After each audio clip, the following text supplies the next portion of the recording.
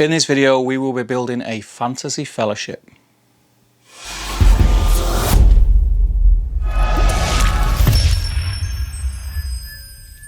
Hi guys, and welcome to Top Table Gaming. I'm Top Table Steve, and in this video I'm going to be building a fantasy fellowship. Before we get stuck into that, if it is your first time to the channel, please do consider clicking the subscribe button. It really does help us out, and there's also a little bell button next to it. If you press that, you'll be notified every time we release a video. And if you are loving these videos, please do click the like button, it really does help us.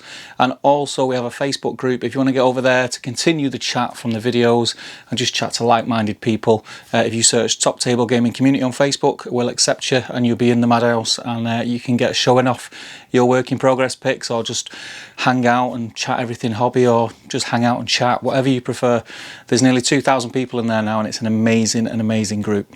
So we've had our hands on the Quest for the Ringbearer book now for a couple of weeks, and it's a great book. It's probably my favourite thus far in the new incarnation of Middle-earth strategy battle game.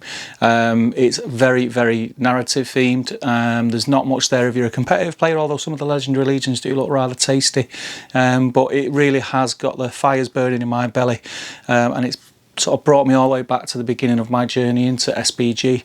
You know, all those epic scenes from the movies that we recognise, and it's digging out all the older miniatures to play out those scenes, and it's been really great. One of the main things that I'm excited about is the Fantasy Fellowship, which is what this video is about. So I'm going to be building a Fantasy Fellowship in this video. It's one of many that I have theorised and built.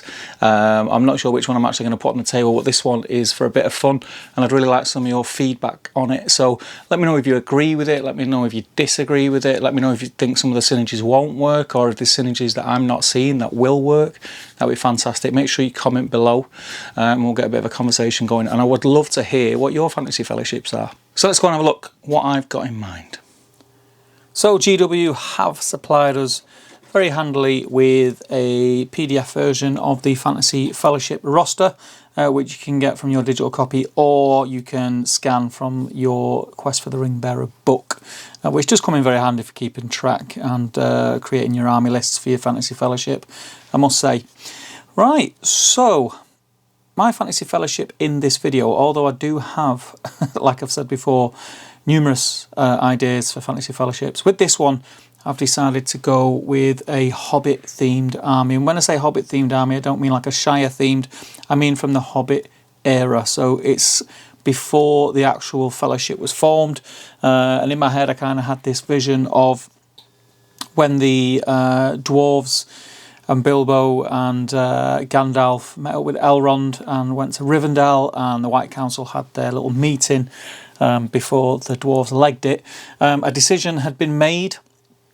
It was known that Bilbo had the One Ring, and it was there and then they'd made the decision to destroy the ring, and they created a little band to go and help him.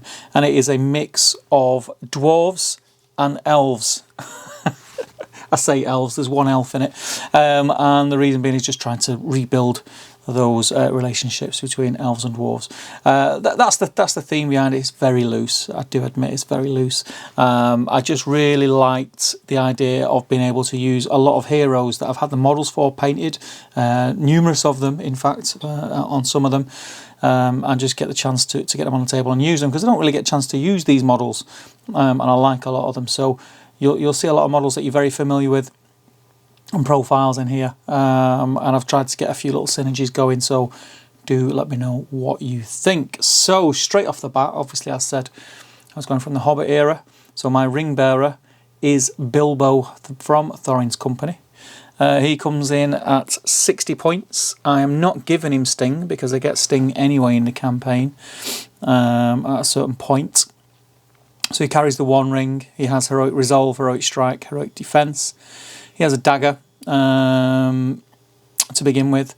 He's resistant to magic, and he has the Throw Stone special rule, which is handy.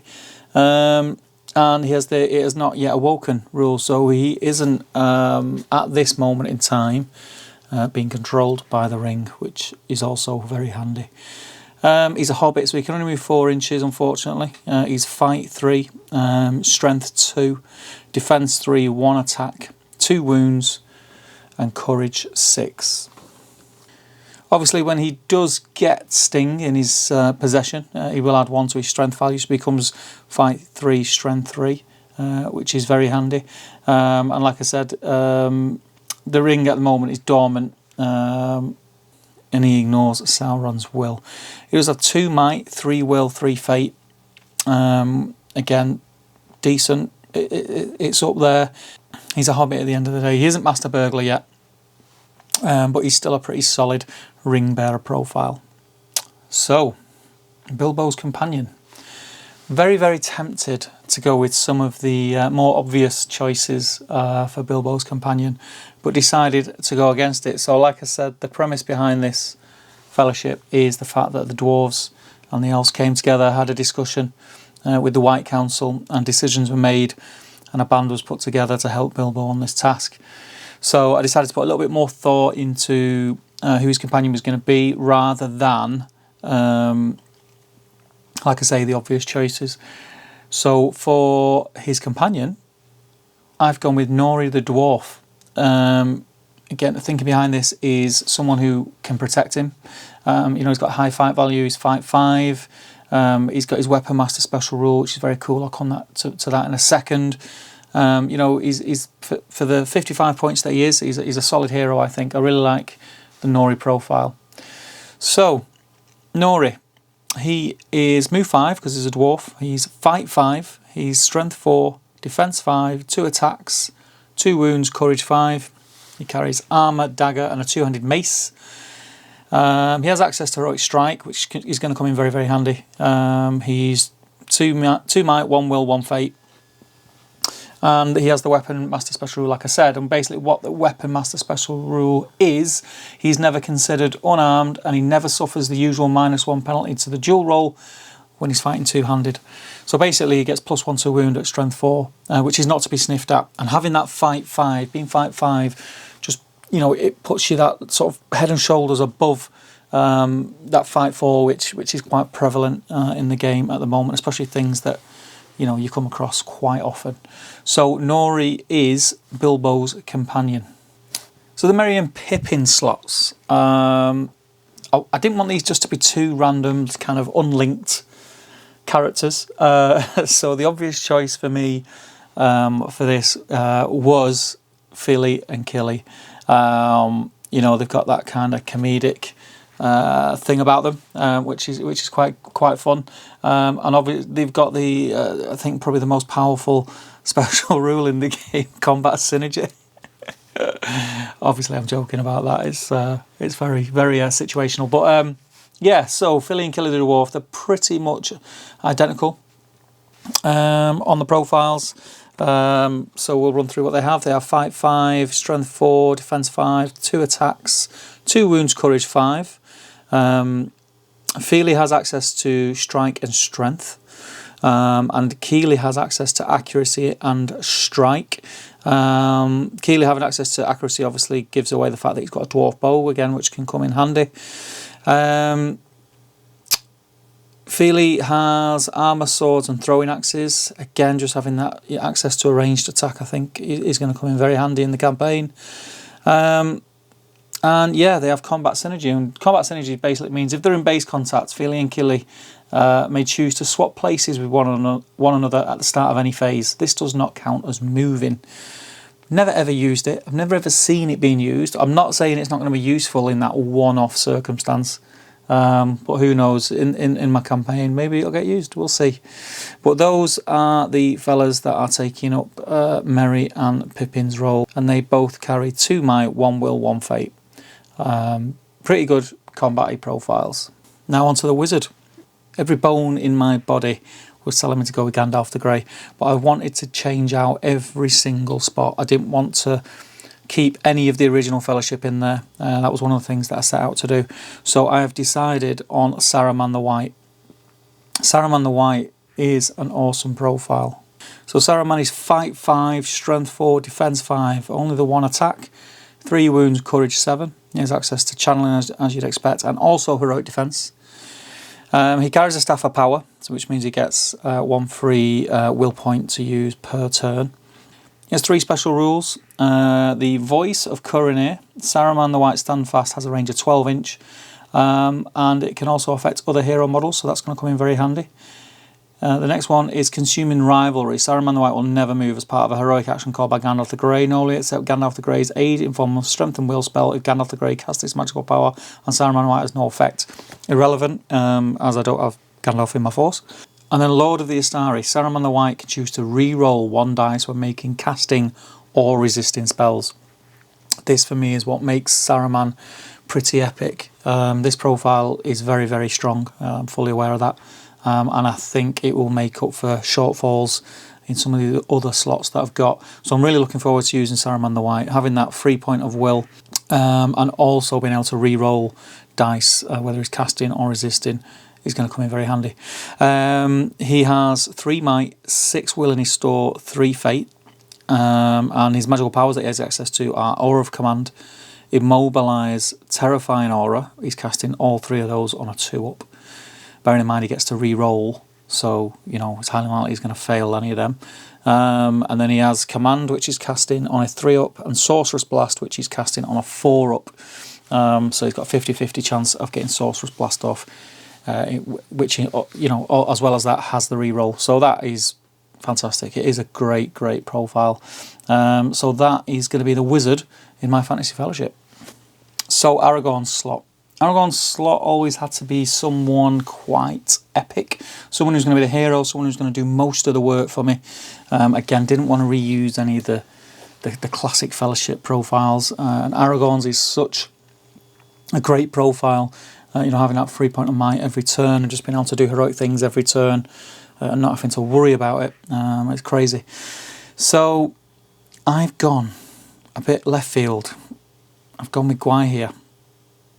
He's an eagle. He's Fight 8, Strength 6, Defense 8, 2 attacks, 3 wounds, Courage 6. He has access to Heroic Strike, not that I think he'll need it, Heroic Strength and Heroic Defense. Special rules of Fly, obviously. He has Monstrous Charge, he causes terror, and he is the Lord of the Eagles. He has 3 might, 3 will, 3 fate, which is, you know, what Gwaihir should be. Just having a model that can move 10 inches and be able to fly over terrain, swoop down, have brutal power attacks, you know, at Fight 8, Strength 6, high defense. With that Monstrous Charge, he is going to do some damage. I think it's a great profile. Great profile. He causes terror. He's great. Lord of the Eagles basically means that only Eagle and Wizard models may benefit from Gwaihir Standfast or benefit from heroic actions that he calls, which is fine. It's a great profile, and I think, although it is, like I say, it's a little bit out there, it's a great profile to have in my Fantasy Fellowship. Okay, let's rein it in a little. In the place of Legolas Greenleaf, I have chose the elf of the pack. I've gone with Tauriel. Tauriel is a great profile. You'll never stop hearing Mr. Damien O'Byrne harking on about the Tauriel profile, so I thought, you know, I'd give it a run out and make my own mind up. I think I've used the Tauriel profile once, but it was a very long time ago. Probably didn't really know what I was doing or get the best out of it, so this is a good excuse to use it. Tauriel's profile, she's Fight 6, Strength 4, Defense 5, 3 attacks, 2 wounds, Courage 6. She has 3 might, 2 will, 3 fate. She's her wargear is she's in armour. She has elven made daggers and an elven cloak as standard. She has access to heroic accuracy and heroic strike. I've got a lot of heroic strike in this list, which is what I was going for. It's a very combat list. And she has access to an elf bow, which I have chose not to equip her with. I just couldn't fit it in. I really wanted to have the bow, and I just couldn't fit it in. I could have chose a different character at 5 points less in my Fantasy Fellowship to make sure I got that bow, and it could be a mistake because, you know, it's an elven bow, but it's, you know, it's one shot per turn. I'm not. I don't think I'm going to miss it that much, and I think I've got enough ranged attacks in my list already. So yeah, although I really, really wanted it, I just couldn't afford it points wise. So she doesn't have a bow. She does have a woodland creature as standard, and she has the special rule Blade Mistress. Tauriel receives an additional attack for each enemy model she's engaged with after the first. This bonus is determined at the start of each fight phase and lasts until all strikes from that fight have been resolved. So if she's ever in a combat with more than one enemy, not including spear supports, for every enemy after the first one, she gets an extra attack. I mean, she's already got 3 attacks and she's fight 6. It's pretty good. It's pretty good. Another special rule is Vengeful Fury. If Keely the Dwarf, champion of Erebor, is in your army and is killed, Tauriel's strength is immediately increased to 5 and her defence is reduced to 4 for the remainder of battle. Unfortunately, it's not the champion of Erebor, but I thought it was quite themey that I had Tauriel and Keely in my list, which is why she got a spot in there. So in the Gimli slot, I can think of no better person to take up Gimli's slot than his dad, Gloin. Gloin the Dwarf is fight 6, strength 4, defence 7, 3 attacks, 2 wounds, courage 6. He's 2 might, 1 will, 1 fate. His war gear is dwarf armour, 2 axes and throwing axes. He has access to heroic strike again and heroic strength. His special rule is a warrior born. Gloin must re-roll scores of 1 to wound in combat. So he's re-rolling all his 1s, which is great. I love Gloin's profile. I love the model. I just love the vibe about it. He's very killy. Fight 6, defense 7, strength 4. He's hardy. He's sticking around. He's got them 3 attacks. He's doing a lot of damage. You know, piercing, striking. He's decent, and he is the guy that is going to take Gimli's slot. Last, but by no means least, is Boromir's slot. All the way through, I was kind of thinking Boromir's slot should have a big warrior in there. But then I got to thinking, well, he's not going to be around for the whole campaign. So I'm going to get someone who's going to be useful, but I'm not going to be too fussed about if I lose him. So I've gone for Oine the Dwarf. Oine the Dwarf is fight 4, strength 4, defence 4, 1 attack, 2 wounds, courage 6. He has 1 might, 4 will, 1 fate. He carries a hand and a half staff, and he has access to heroic resolve. His special rules, this is where I used him just to come in handy in the early stages. He has one which is healing herbs. In the move phase, instead of moving, Oine the Dwarf may attempt to heal a friendly model with which he's in base contact with. You roll a d6, and on a 1 to 3, it does nothing. On a 4 or 5, the model regains a wound lost previously in the game or campaign. And on a 6, that model regains all of its lost wounds. I think that's pretty handy. It's not game-changing by any stretch of the imagination, but it's pretty handy in a low-pointed hero, really. His other special rule is Prognostication. Once per fight phase, Oine the Dwarf can expend a will point to enable a friendly model within 3 inches to re-roll a single dice when making a dual roll.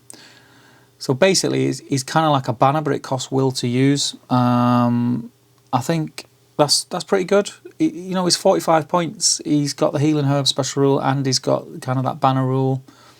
It's not so bad. It's not so bad. And I know I'm going to lose him at a certain point in the campaign, as you lose the slot that would have been Boromir as you go through it. So yeah, I think he fits in well. I've got if you look at my list, it is very dwarf heavy, but at the end of the day, Bilbo was on a quest with the dwarves, and I think a lot of the dwarves would stick by him. I think Thorin would have carried on with the bigger names from the company and sent these guys and entrusted his 2 nephews with Bilbo and the elves and Saruman and Gwaihir to destroy the ring.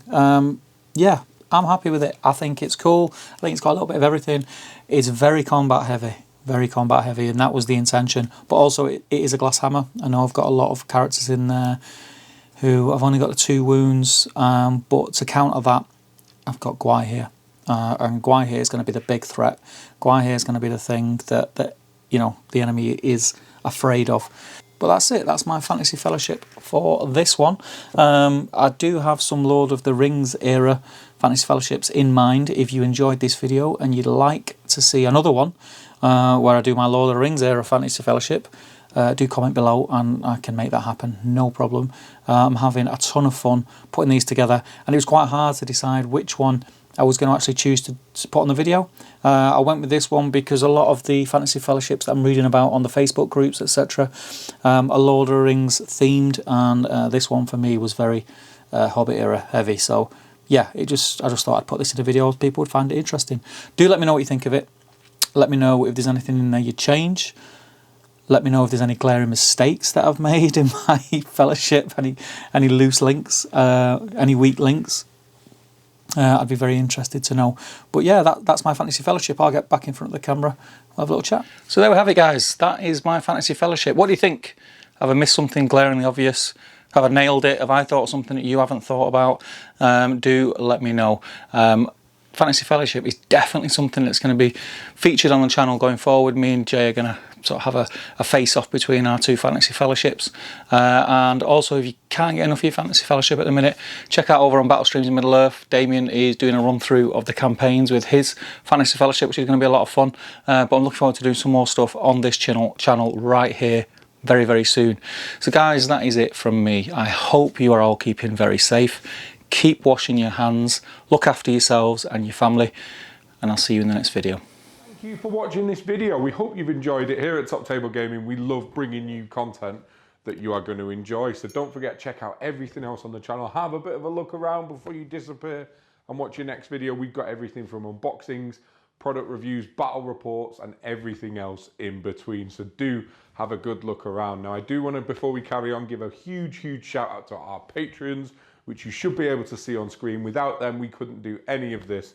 They help us fund the lights, the kits, the studio, and everything that is helping us create content and push forward for you as a channel. We don't hide the content behind a paywall, but we do have benefits such as free dice and free t-shirts for our patrons as a way of us giving back, as well as regular giveaways. So if that sounds good to you, do go and check out the Patreon page, link in the description below. And before you guys head out, make sure you head over to the Top Table Gaming community on Facebook. We've got over 1,500 members now, and it is such an excellent community that you should totally be a part of.